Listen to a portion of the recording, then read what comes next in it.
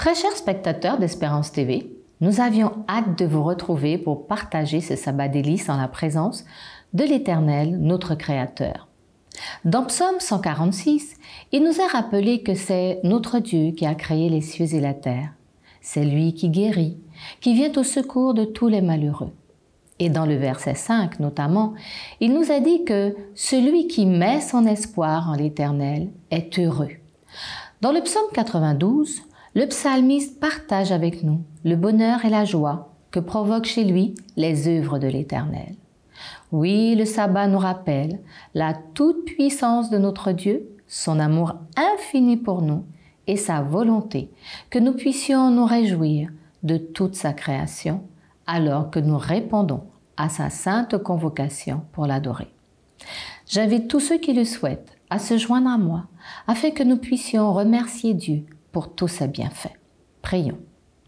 Bon et tendre Père Céleste, alors que nous nous présentons devant toi en cet instant au nom de Jésus, nous te remercions pour ton amour infini et toutes les bénédictions que tu déverses sur nous chaque jour. Merci pour ce sabbat. Merci de nous pardonner nos iniquités. Nous t'avons prié au nom de Jésus. Amen.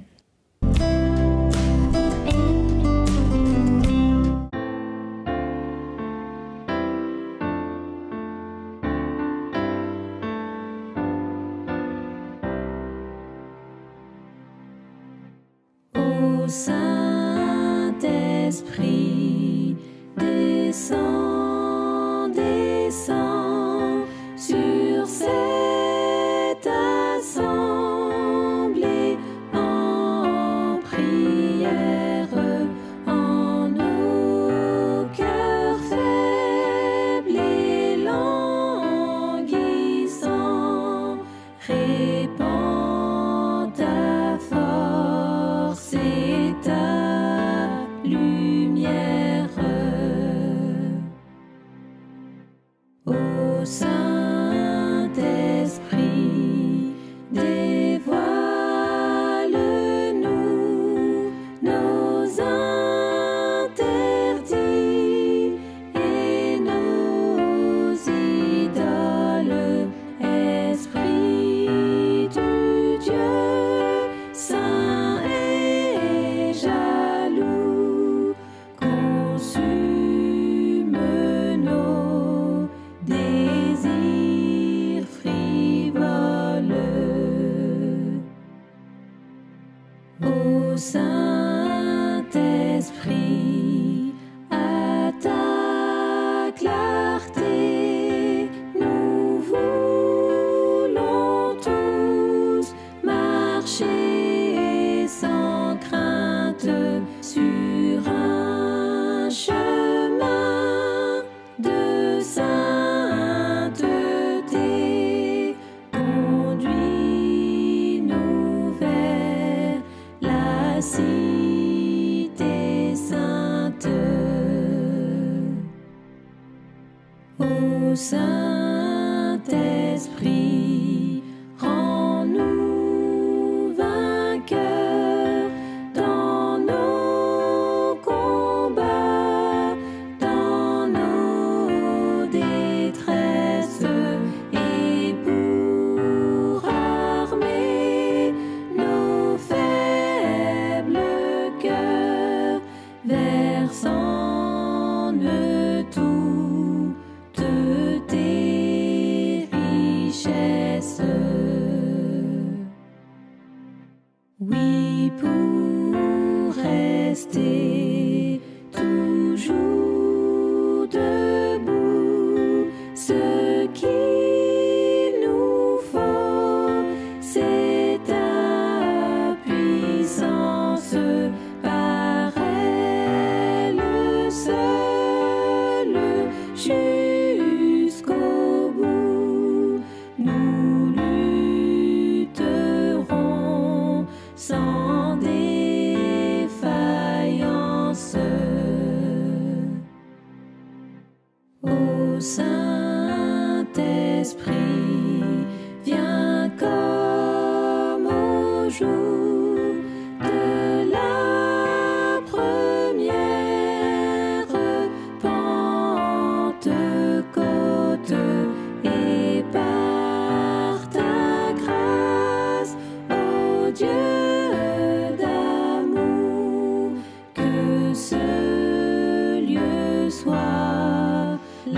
chambre haute.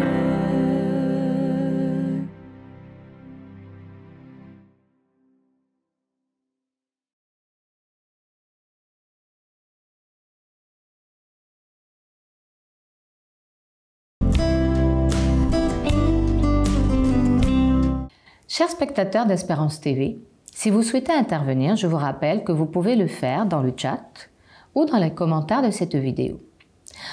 Dans Marc 11, après que Pierre ait constaté que le figuier maudit par Jésus avait séché, il lui en fit la remarque.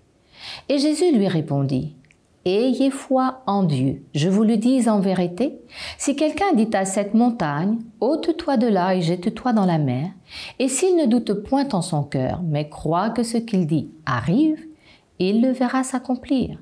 C'est pourquoi je vous dis, tout ce que vous demanderez en priant, croyez que vous l'avez reçu et vous le verrez s'accomplir. » Ayez foi en Dieu, avait dit Jésus.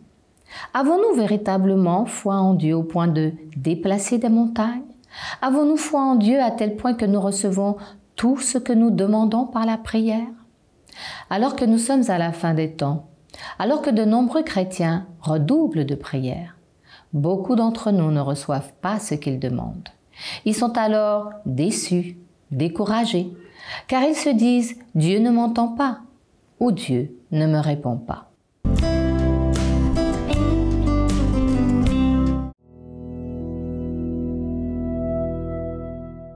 Psaume 15. Psaume de David. Ô Éternel, qui séjournera dans ta tente? Qui demeurera sur ta montagne sainte? Celui qui marche dans l'intégrité, qui pratique la justice et qui dit la vérité selon son cœur. Il ne calomnie point avec sa langue, il ne fait point de mal à son semblable, et il ne jette point l'opprobre sur son prochain. Il regarde avec dédain celui qui est méprisable, mais il honore ceux qui craignent l'Éternel. Il ne se rétracte point, s'il fait un serment à son préjudice. Il n'exige point d'intérêt de son argent, et il n'accepte point de don contre l'innocent. Celui qui se conduit ainsi ne chancelle jamais.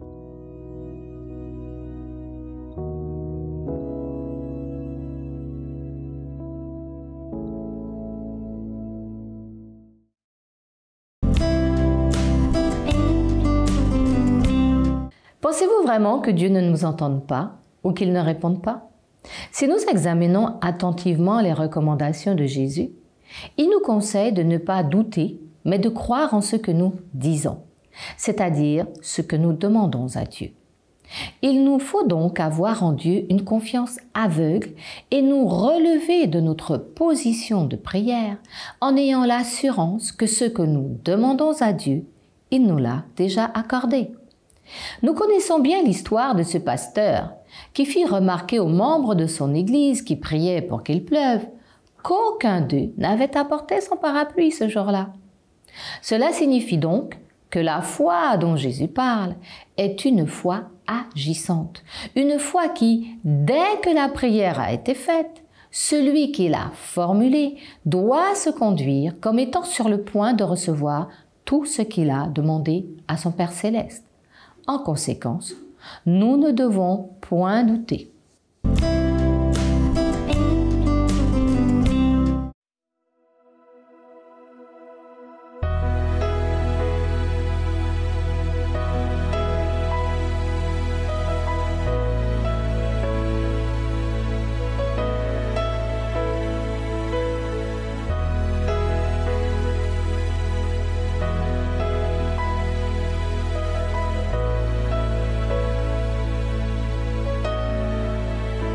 Je ne peux qu'imaginer ce que je vivrai quand je marcherai à tes côtés.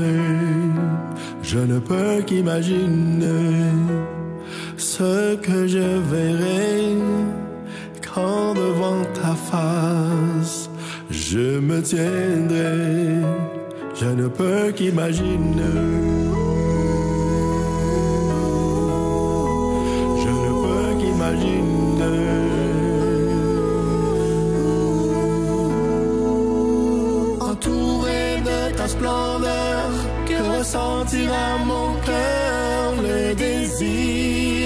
danser ou de te contempler, le désir de m'incliner ou la force de m'avancer, de chanter Alléluia ou dans le silence adorer, je ne peux qu'imaginer. Je ne peux qu'imaginer. Je ne peux qu'imaginer quand viendra ce jour où je me tiendrai revêtu du Christ. Je ne peux qu'imaginer quand je passerai l'éternité à te louer. Je ne peux qu'imaginer. Je ne peux qu'imaginer.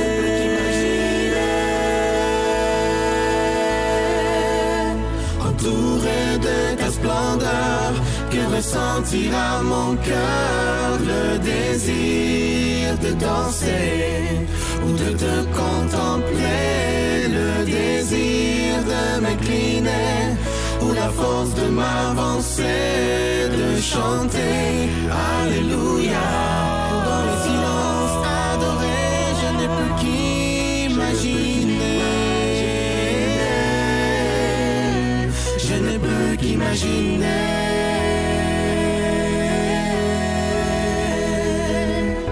Entouré de ta splendeur, que ressentira mon cœur, le désir de danser ou de te contempler, le désir de m'incliner ou la force de m'avancer, de chanter Alléluia dans le silence adoré, je ne peux qu'imaginer. Je ne peux qu'imaginer. Je ne peux qu'imaginer. Je ne peux qu'imaginer. Je ne peux qu'imaginer quand je passerai l'éternité à te louer.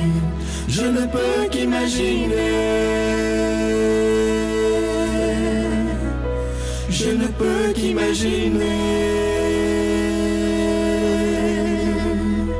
Je ne peux qu'imaginer. Je ne peux qu'imaginer.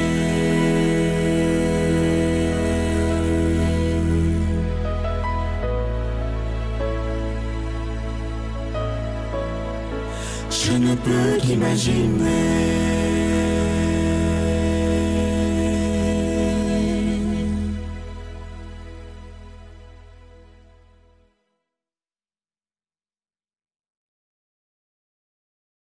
Entouré de ta splendeur, que ressentira mon cœur, le désir de danser ou de te contempler, le désir de m'incliner. Jésus a dit, « Tout ce que vous demanderez en priant. » Jacques 4, verset 3 nous dit, « Vous demandez et vous ne recevez pas, parce que vous demandez mal, dans le but de satisfaire vos passions. Comment donc pouvons-nous demander à Dieu ce dont nous avons besoin, afin que nos prières soient exaucées ?» Jésus nous invite dans Luc 11 à insister auprès de notre Père Céleste, afin qu'il nous baptise de son esprit. Le verset 13 de Luc 11 nous dit « Si donc, méchants comme vous l'êtes, vous savez donner de bonnes choses à vos enfants, à combien plus forte raison le Père Céleste donnera-t-il le Saint-Esprit à ceux qui le lui demandent ?»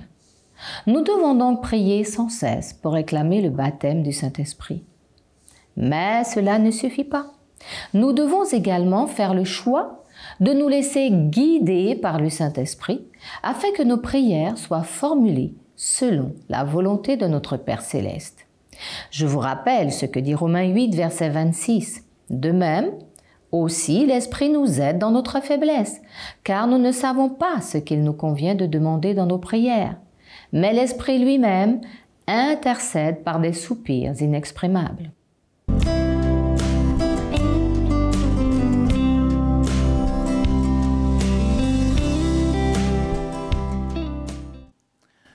Chers téléspectateurs, bonjour.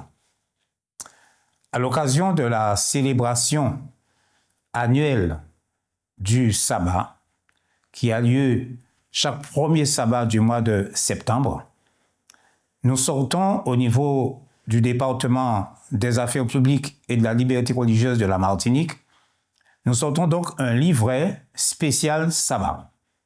Le 4e sortira en 2024 au mois de septembre. Et donc, dans le livret précédent, donc le 3e, nous avons pointé du doigt l'importance des conseils inspirés d'Ellen White en ce qui concerne la pratique du sabbat, ainsi que l'intérêt de l'étude de la parole dans le développement personnel. Dans cet exposé, nous vous proposons de prendre connaissance de la valeur de la pensée d'une autre communauté, elle aussi observatrice du sabbat, du Shabbat plus précisément. Il s'agit du peuple juif. Alors pour ce faire, nous allons procéder à un exercice inhabituel qui consiste à prolonger au ministère du Christ la pensée profonde de la théologie juive relative au Shabbat, comme ils disent. Nous allons nous baser pour cette fois sur une parabole, la parabole de la maison. Une parabole présentée par un théologien juif dans un livre intitulé « Le pouvoir de bénir ». Et donc, dans cette parabole, nous allons trouver des réflexions dont le but est d'apporter un enrichissement supplémentaire, moderne et juste à la compréhension du caractère pérenne de l'observation du sabbat. Maintenant, voyons donc cette parabole. Imaginons donc une famille qui souhaite construire une maison pour y habiter. Dans la première phase du projet, écrit donc David Saada, chacun émet ses désirs quant à l'espace qu'il veut occuper, ainsi qu'aux fonctionnalités. Alors, pour le confort personnel, lorsque le projet de l'ensemble de la famille forme un tout cohérent, l'architecte entre en jeu et commence alors la deuxième phase. C'est lui, l'architecte, qui établit les plans et mobilise pour la construction les entreprises compétentes. Finalement, après les travaux, la maison est finie, aménagée. Alors, peut-on dire pour autant qu'il ne manque rien? Il manque encore quelque chose qui n'est pas d'ordre matériel, mais finalise le projet et mieux, lui donne tout son sens. C'est l'installation de la famille, sa présence dans les lieux qu'elle a rêvés, imaginés, conçus. Ainsi, 3 phases dans la construction de cette maison familiale. La première phase, celle de l'imagination, de l'expression des désirs, est celle qui est contenue dans le premier mot de la Torah, la Bible, au commencement. Genèse chapitre 1er, verset 1er, au commencement, Dieu créa les cieux et la terre.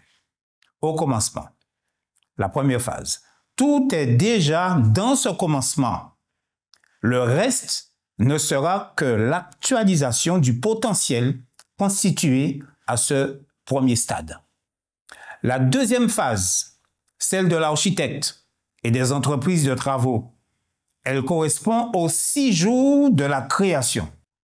C'est le temps de la construction proprement dite. OK. La troisième phase correspond au Shabbat, lorsque l'activité de construction arrêtée à la phase précédente trouve sa finalité accomplie par l'habitation de notre famille dans la résidence qu'elle a voulue. Les désirs du commencement ont trouvé leur aboutissement dans cette phase ultime, la troisième phase. Comme le Shabbat, le sabbat, est l'accomplissement du commencement. Alors retenez bien cette phrase. La fin de l'œuvre, a écrit donc le théologien juif, la fin de l'œuvre est dans la pensée du commencement. Le 7e jour de la création a révélé la finalité de son œuvre. Au moment où le Seigneur a créé le monde, il a désiré avoir une résidence parmi les êtres d'en bas, comme il en a une parmi les êtres d'en haut. La famille de notre parabole, on l'aura compris, n'est autre que Dieu lui-même. Le but de la création est, pourrait-on dire, de fournir une résidence à Dieu. C'est la présence de Dieu dans le monde qui constitue l'achèvement de la création. Observez le Shabbat, le sabbat, c'est manifester son aspiration à la perfection du monde. Maintenant que David Saada a terminé sa parabole, nous allons entrer dans une phase pour compléter, prolonger cette parabole qui est intéressante et assez remarquable. Nous allons donc la prolonger à Jésus-Christ, à la mission de Jésus-Christ, à l'œuvre de Jésus-Christ. Puisque, rappelons-le, les Juifs n'ont pas retenu, n'ont pas accepté, n'ont pas intégré Jésus comme étant le Messie attendu. Dans cette parabole, on retiendra donc deux idées fortes. La première, la fin de l'œuvre est dans la pensée du commencement. C'est bien vrai, car le Créateur des cieux et de la terre n'est pas assujetti au temps. Il en est le maître. En d'autres termes, l'expression au commencement renferme en elle-même tout le projet, le dessein du Créateur. La fin de l'œuvre, c'est le 7e jour, le sabbat. Le Créateur avait déjà, au commencement, programmé et planifié que sa présence pour le développement optimum et l'épanouissement équilibré de l'humanité serait effective le 7e jour. Car comme l'a si bien remarqué David Saada, dans cette seconde idée forte, c'est la présence de Dieu dans le monde qui constitue l'achèvement de la création. Au commencement, toutes les éventualités consécutives à la création avaient été considérées. La chute d'Ève, puis d'Adam, c'est notre cas actuel, mais il y avait d'autres possibilités. La chute d'Adam d'abord, puis d'Ève. La non-chute d'Adam et d'Ève. La chute de l'un et pas de l'autre. Maintenant, pour chacune de ces éventualités, le Créateur avait déjà son plan au commencement. Le plan du salut, donc, avait déjà été conçu et potentiellement réalisé dans la pensée du commencement. Le sacrifice de Jésus-Christ avait été planifié pour sauver l'humanité au commencement. L'alliance de la divinité et de l'humanité était déjà écrite au commencement, avant même la création d'Adam et d'Ève. Le Créateur avait déjà fait alliance avec l'homme en le créant à son image, car la fin de l'œuvre, habiter avec l'homme et dans l'homme, était dans la pensée du commencement. Le but de cette alliance est d'amener l'homme, la femme, l'humanité à jouir de la félicité éternelle, le repos avec leur Créateur. On ne peut pas dissocier le repos de la présence du Créateur en son saint jour. C'est lui, c'est sa présence qui procure ce repos. C'est lui qui génère la paix. C'est lui qui engendre la sérénité dans nos cœurs. C'est lui qui a choisi de le faire le 7e jour, jour spécial de sa présence parmi les hommes, dans le cœur des hommes et des femmes. On ne peut pas être créationniste et occulter cet aspect fondamental de la création. Maintenant, nous allons compléter la pensée juive. C'est probablement pour que nous comprenions que cette alliance éternelle a été conçue avant la fondation du monde, au commencement, qu'elle était dans la pensée du Créateur au commencement, qu'à l'occasion de l'incarnation de la parole, Jésus-Christ, l'Esprit de Dieu va inciter le disciple, prophète Jean, à commencer son évangile, tenez-vous bien, exactement dans les mêmes 2 premiers termes que la Genèse. Au commencement, Jean chapitre 1er, verset 1er. Au commencement était la parole, et la parole était avec Dieu, la parole était Dieu. Nous devons donc comprendre que la venue de Jésus-Christ est une continuité de cette alliance. Elle faisait partie de ce commencement de la Genèse. C'est une poursuite de l'alliance. Ce n'était pas un nouveau commencement, car la fin de l'œuvre est dans la pensée du commencement. Par ailleurs, c'est la présence de Dieu dans le monde qui constitue l'achèvement de la création. Le projet de Dieu, au commencement, habiter avec et dans l'homme, notamment le 7e jour, ayant été mis en échec dans la Genèse, ne s'est pas arrêté pour autant. Il s'est adapté à cette nouvelle situation. Le sanctuaire terrestre en était une étape. Ils me feront un sanctuaire et j'habiterai au milieu d'eux. Exode 25, verset 8. Pour se poursuivre, cette alliance, et s'achever avec la venue en chair du Créateur lui-même, en la personne de Jésus. Et on lui donnera le nom d'Emmanuel, ce qui signifie Dieu avec nous. Maintenant que nous avons bien assimilé que la fin de l'œuvre est dans la pensée du commencement et que c'est la présence de Dieu dans le monde qui constitue l'achèvement de la création, nous pouvons mieux appréhender les déclarations bibliques suivantes. L'une tirée de l'Ancien Testament, les autres du Nouveau, ce qui illustre bien, très bien même, le caractère unique et continu du plan d'alliance du Créateur avec l'homme, qui a été élaboré avant la création du monde et sur lesquels nos frères théologiens juifs et chrétiens évangéliques feraient bien de méditer. Voici donc les textes. Ne le savez-vous pas? Ne l'avez-vous pas appris? Ne vous l'a-t-on pas fait connaître dès le commencement? N'avez-vous jamais réfléchi à la fondation de la terre? Ça se trouve dans Isaïe. Autre texte. Venez, vous qui êtes bénis de mon Père. Prenez possession du royaume qui vous a été préparé dès la fondation du monde. Autre texte.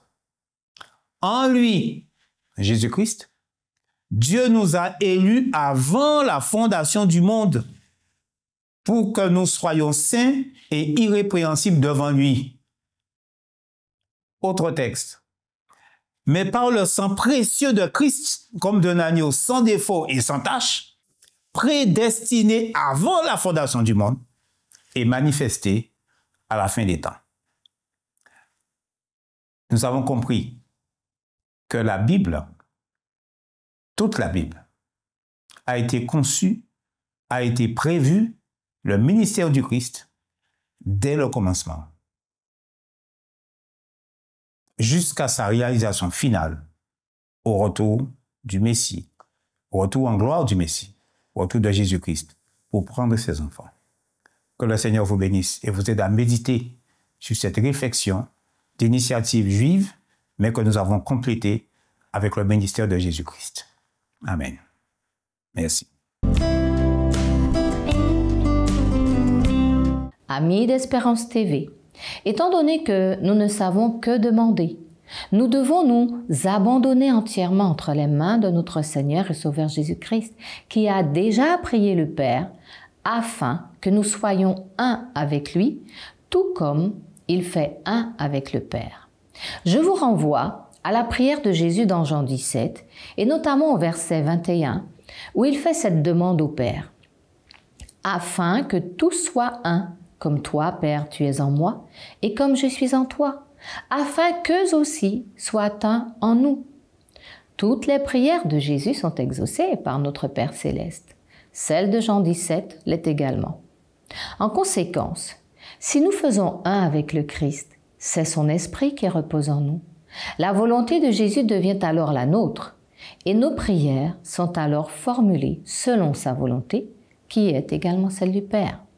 Nous ne pouvons donc qu'obtenir ce que nous demandons par la prière, chers spectateurs d'Espérance TV. Alors que nous arrivons au terme de ce programme, je vous invite à vous joindre à moi dans la prière.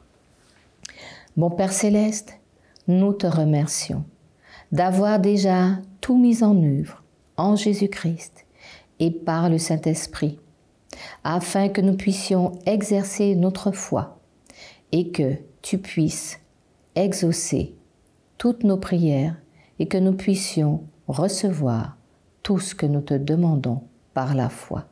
Nous t'avons prié au nom de Jésus. Amen.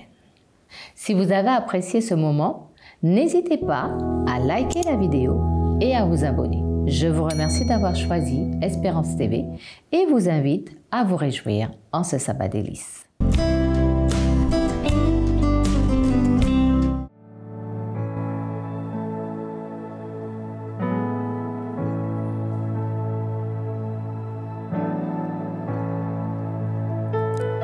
Je t'aime, Seigneur. Ton amour ne faillit jamais. Tous les jours, tu me tiens dans tes mains. Dès que je me réveille, jusqu'à mon coucher, j'ai vécu dans la bonté de Dieu. Toute ma vie tu as été bon. Toute ma vie tu as été fidèle. Avec le souffle qui est en moi, je chanterai la bonté de Dieu. J'aime ta voix. Tu me conduis à travers le feu. Ton ligne noire, tu restes auprès de moi. Je te connais comme un père et comme un ami. Je chanterai la bonté de Dieu. Toute ma vie tu as été bon. Oh, oh. Toute ma vie tu as été fidèle. Avec le souffle qui est en moi, je chanterai la bonté de Dieu.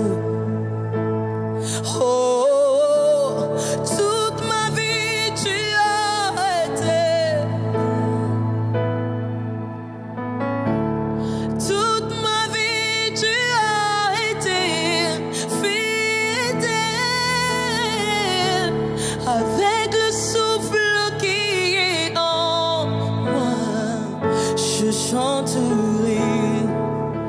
la bonté de Dieu. J'aime ta voix, j'aime ta voix. Tu me conduis à travers le fleuve, tous les nuits noires. Tu restes auprès de moi. Je te connais comme un père et comme un ami. Moi j'ai vécu dans la bonté de Dieu. Toute ma vie tu as été bon. Alléluia. Toute ma vie tu as été fidèle. Avec le souffle qui est en moi, je chanterai la bonté de Dieu. Je chanterai la bonté de Dieu. Je chanterai la bonté de Dieu.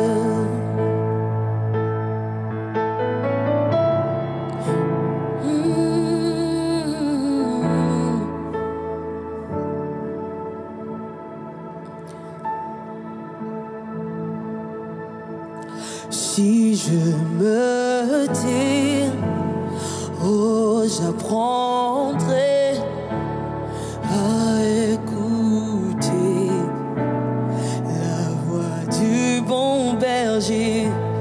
Quand je l'entends, oh, je comprends qu'il a payé pour ma liberté.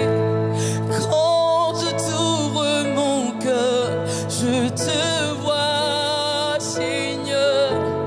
Quand je t'ouvre mon cœur, je t'entends me parler. Et ta loi dans mon cœur toujours demeure. Et ta vie à chaque heure coule comme un torrent. Quand je t'ouvre mon cœur, je te vois, Seigneur.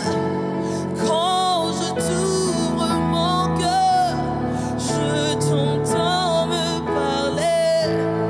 Et ta loi dans mon cœur toujours demeure. Et ta vie à chaque heure coule comme un torrent. Si je me tais, oh, j'apprendrai à écouter la voix du bon berger.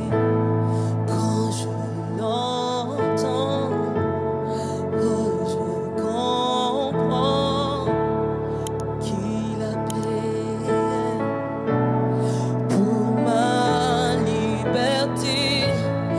Quand je t'ouvre mon cœur, je te vois, Seigneur.